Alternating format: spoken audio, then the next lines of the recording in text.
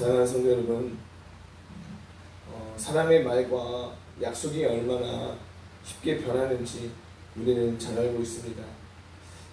선거철마다 정치인들이 내세우는 공약이나 때로는 우리가 살아가면서 직장에서 오가는 약속이나 가정에서조차도 쉽게 잊혀지는 다짐들 여러 가지가 있어요. 우리는 약속이 얼마나 자주 깨지는지 경험합니다. 그래서 사람들은 때로 이렇게 말하죠. 세상에서 제일 믿기 힘든 게 사람의 말이다 라고 말합니다. 그런데 동시에 우리는 약속이 지켜질 때의 감격도 알고 있어요.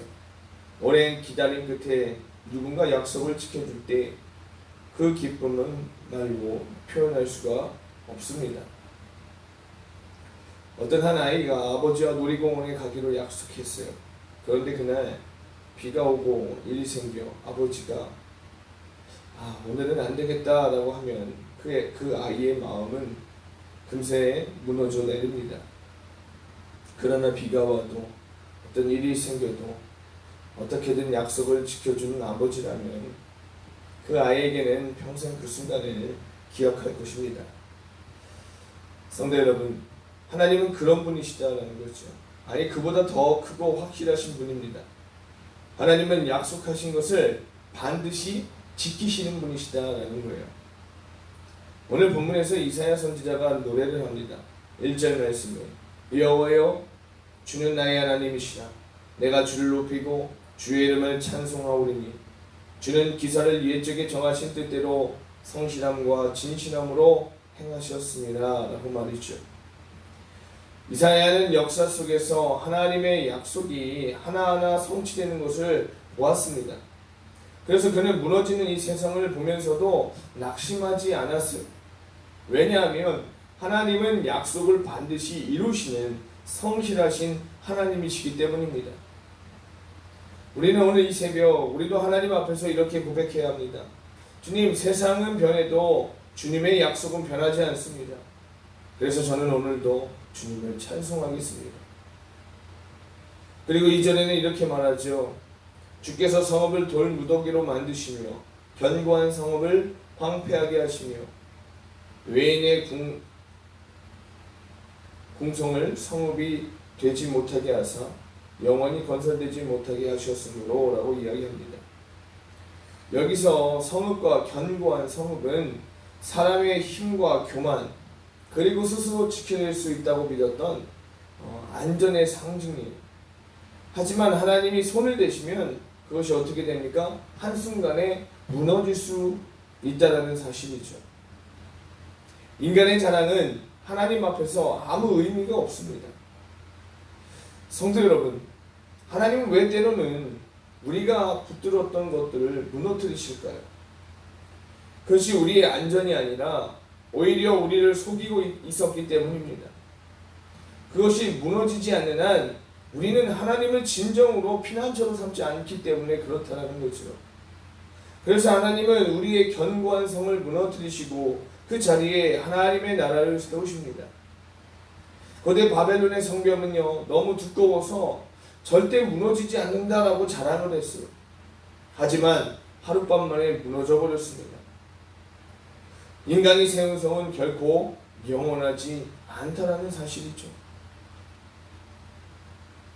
그리고 이사야는 이렇게 고백해요. 4절의 말씀에 주는 포악자의 기세가 성벽을 치는 폭풍과 같을 때 빈궁한 자의 요새시며 환난당한 가난한 자의 요새시며 폭풍 중에 피난처시며 폭양을 피하는 그늘이 되셨사오니 라고 이야기합니다. 여기서 이사야가 사용하는 표현은 모두 보호의 이미지죠. 이 요새, 외부의 공격을 막아주는 견고한 성입니다.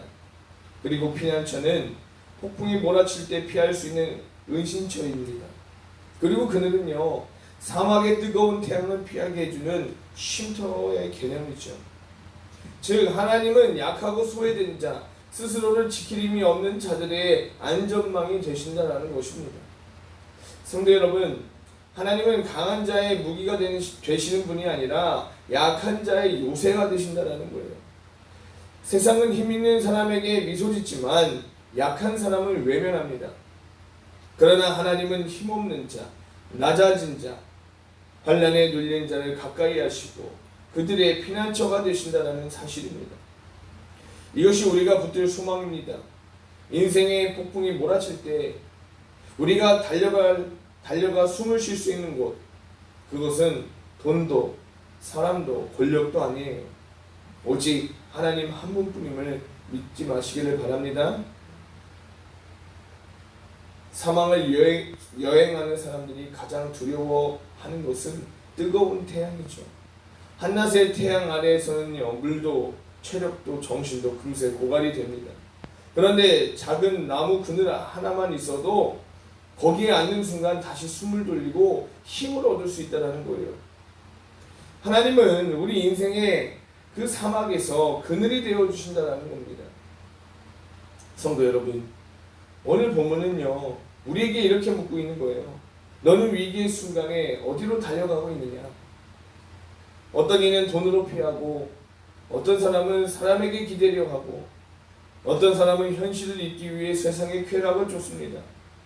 그러나 그 모든 것은 결국 우리를 지켜주지 못한다는 것입니다. 오직 하나님만이 우리의 요새시고 피난처시고 그늘이 되어주신다는 사실을 잊지 마시기를 바랍니다. 그러므로 오늘 우리는 이렇게 고백합시다. 주님, 제가 환난 중에 숨을 곳은 오직 주님의 품밖에 없습니다. 세상의 의지가 아니라 주님만 제 요새가 되어 주옵소서. 이렇게 고백하는 이 새벽 시간이 되기를 간절히 소망합니다. 그래서 3절에 이렇게 말씀하죠. 강한 민족이 주를 영화롭게 하며 포악한 나라들이 성읍이 주를 경외하리이다 라고 이야기합니다. 여기서 이야기하는 강한 민족과 포악한 나라들은 과거에 하나님을 대적하고 자기 힘을 자랑하던 그런 나라들을 의미하고 있어요. 그런데 하나님이 심판하시고 이 역사를 주관하실 때 그들조차 무릎을 꿇고 하나님을 영화롭게 하게 된다는 거예요. 그래서 끝으로 5절은 이렇게 이어갑니다. 마른 땅에 폭양을 재앙같이 주께서 이방인의 소란을 그치게 하시며 라고 이야기해요. 즉 하나님은 마치 폭염을 가려주는 구름처럼 교만하고 요란한 세상의 세력을 잠잠케 하시고 하나님의 나라의 찬양이 온 세상에 울려 퍼지게 하신다는 겁니다. 성도 여러분, 이 장면은 역사의 종착지처럼 보여집니다. 지금은 세상이 더 강해 보이고 하나님을 대적하는 나라들이 승리하는 것처럼 보이지만 결국 마지막에는 모든 민족이 하나님 앞에 무릎을 꿇고 찬양하게 될 것이라는 거예요. 이것이 하나님의 주권입니다.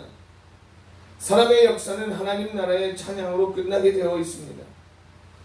빌립보서 2장에서 바울은 이렇게 고백해요. 하늘에 있는 자들과 땅에 있는 자들과 땅 아래에 있는 자들로 모든 무릎을 예수의 이름에 꿇게 하시고 모든 입으로 예수 그리스도를 주라 시인하여 하나님 아버지께 영광을 돌리게 하셨느니라 라고 말이죠. 세상 모든 권세가 결국 그분 앞에 굴복하게 될 것입니다. 사랑하는 성도 여러분, 그렇다면 오늘 우리의 부르심은 무엇입니까? 하나님 나라의 찬양을 미리 살아내는 것입니다.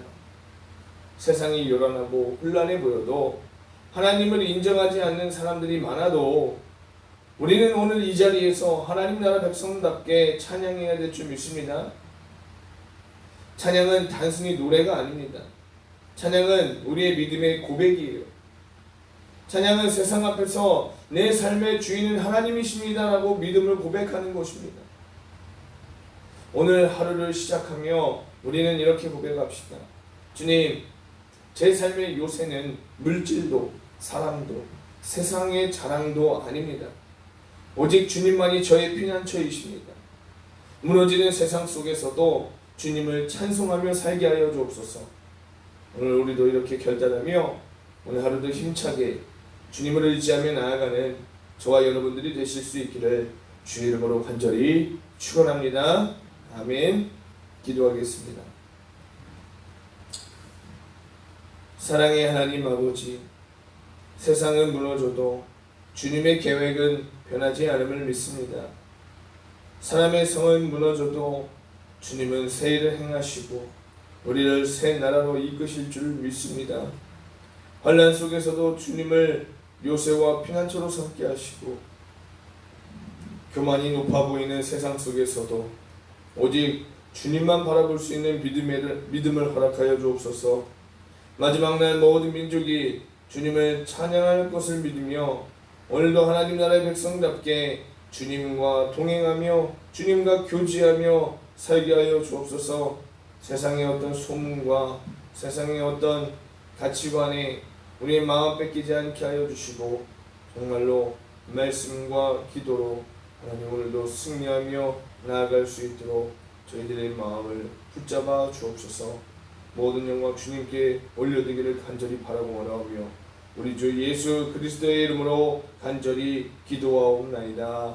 아멘.